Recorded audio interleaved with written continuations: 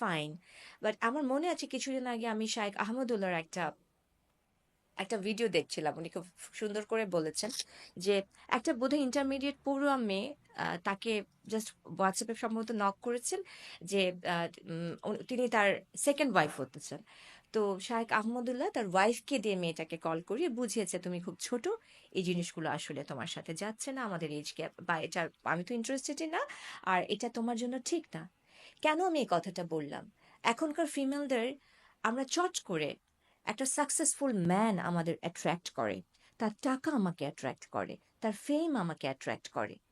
কিন্তু আমরা আমরা যেটা চাই যে একটা কুইক ফিক্স, খুব দ্রুত একটা পার্টনারশিপে গিয়ে জাস্ট প্রথম থেকে প্রিভিলেজগুলো এনজয় করা।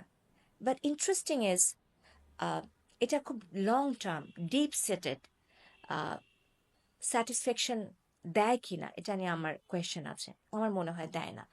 বিকজ আমরা আমরা যখন একটা রিলেশনশিপে আছি, the most wonderful part of a relationship is struggles. দুটো পার্টনার একসাথে স্ট্রাগল করে টু বিল্ড আ হোম। এবং হ্যাঁ, মাঝে মাঝে আমাদের ভুল হয়, আমরা স্লিপ করি, then you come together, that is trust. যে আমরা সরে যাব, আমরা আবার আসবো, বাট এখানে স্ট্রাগলস আছে।